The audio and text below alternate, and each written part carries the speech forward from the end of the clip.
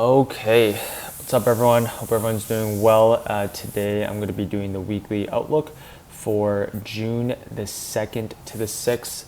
I am recording this on my MacBook, so hopefully everything is correct. But coming into this week, what we do have on Monday, we have some red folder news event that is going to be at 10 a.m. We have ISM manufacturing. We also have Fed Chair Powell speaking at 1 p.m. here as well. This is going to be on Monday at 1 p.m. Eastern Standard Time.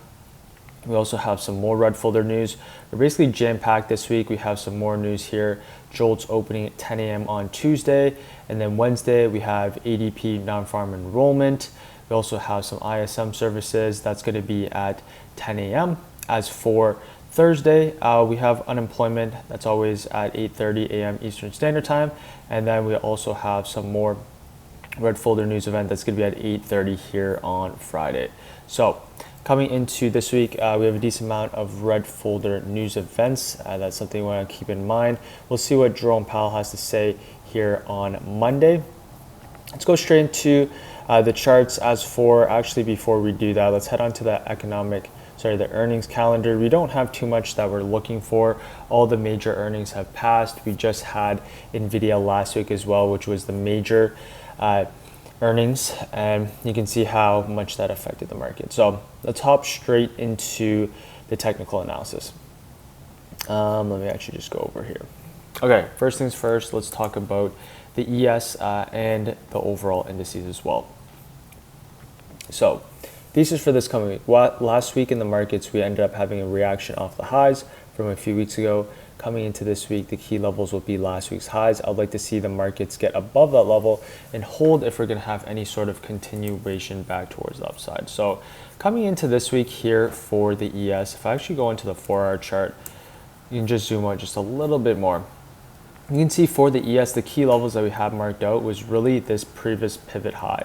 So this was a previous pivot high that we had, which was not your last week's highs, but it was 2 weeks ago's highs. This was the major level for the ES that we wanted to see it above if we wanted to see any sort of continuation higher. Sorry, bear with me if my drawing tools aren't the greatest, just because I'm on my MacBook and the hotkeys are a little bit different. But in this case, for the ES, you can see we had a nice little reaction off this highs, and they end up driving price really back towards the downside here. We're still bullish because we're still holding basically a higher low in the overall markets. But now with the ES rejecting, what you really like to see here for the ES moving forward is eventually build up, right, basically a mini flat top, right, build up liquidity and then potentially have that move towards the upside. Coming into this week, the key levels, as I mentioned, is going to be your last week's highs now, along with your 5.8, basically your 5,900. So your 5,900 is going to be a key level of support that we're going to have to hold if you want to see any sort of continuation higher with the overall markets. So that's what I have for the ES. Let's head on to the NQ. All right, so for the NQ was more bullish, was a more bullish indice compared to the ES. Once we had a very nice push with NVIDIA earnings, we end up closing the day bearish and actually closed underneath your last week's highs. Now for the NQ, what we'd like to see on the daily chart is make a higher low. So if we go into the daily chart, if we go into the 1-hour chart, as you can see here, we end up having a really solid push above your last week's pivot points. This was actually 2 weeks ago. We ended up having this nice break along with NVIDIA earnings as well, driving price towards the upside. We actually ended up closing the day bearish. So on the daily chart, we ended up closing the day underneath your 21,559, which was not a really good sign for a continuation back towards the upside. Right, you can see this was a failed break and retest that we had, and price just ended up pushing back towards the downside, and then we end up continuing lower. So now currently with the overall market, what we'd like to see here would be the reclaim back above your 2,559 if you want to see any sort of continued push back towards the upside here on the overall markets. We're still bullish on the higher time frames because you can see right higher lows are being built, right dips are still being bought up. Now we like to see the reclaim. If you can reclaim above key levels, Then we have a clear shot back up and towards your last week's highs and above, which will eventually be that all-time highs level. So if we go on to the next charts that we have SPY here. Last week, SPY had a reaction off the top of the range, being the 595. So far, we're in between the 595 and the 578. What I like to see is a reaction off those levels moving forward. If we can break it back above your 595, the next level is really that all-time high. So if I remove a few of these drawings here for the SPY chart, we kind of talked about the ES, but similar thing, right? If you can break back above your last week's highs, we have a clear shot back up towards your 600, right? These old highs all the way back from March of earlier this year, and potentially that all-time highs, which will be your 611, right? 611 all-time highs here for the overall market.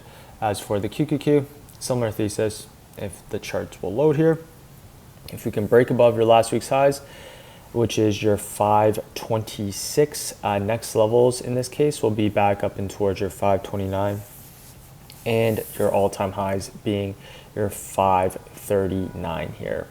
Let's go on to some other charts that we have for Tesla now. Let's go head on to some tech names.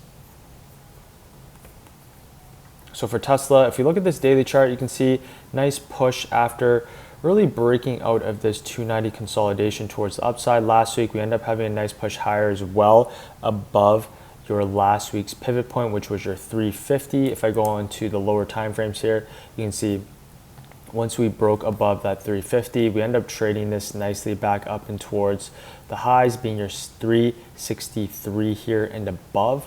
So you can see we end up having a nice push last Tuesday on a short week. You can see we end up having a couple stuffs around this 367, driving the market now back really towards the downside here. And then on Friday, we end up breaking back underneath a few key levels here. So for Tesla, really the major level that we had was our 355. So our 355, you can see we end up breaking back underneath with quite a few tickers here, just really pushing price back towards the downside.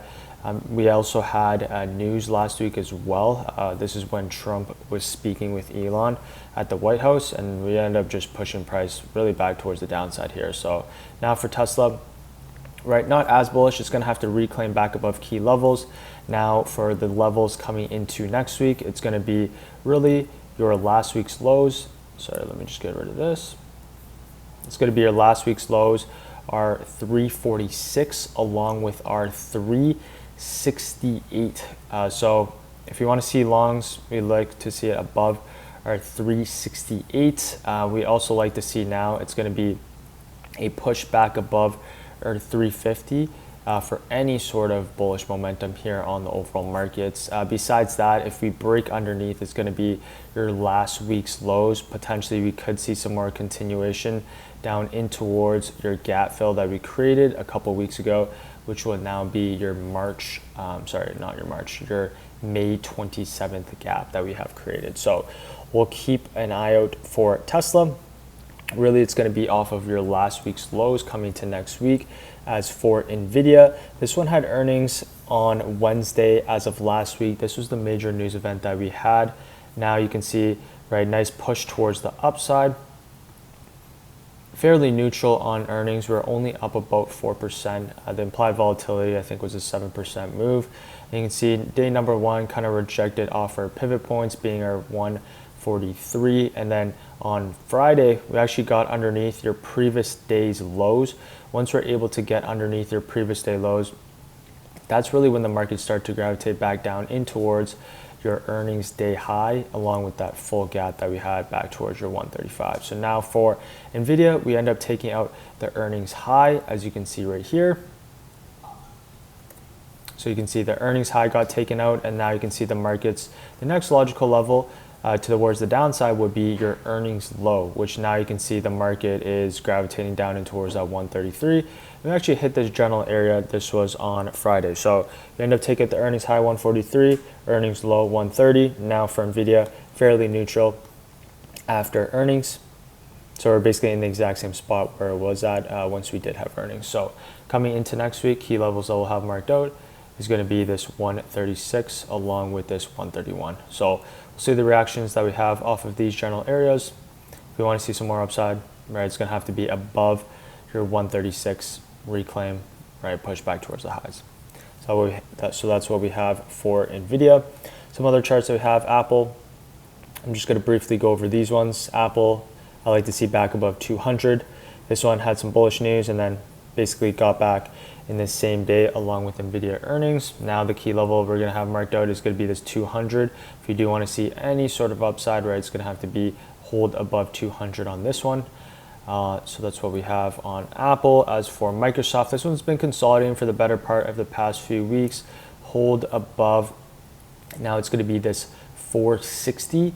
Potentially we could see this push back up and towards your all-time highs if you can break above your last week's highs here as well. That's going to be key.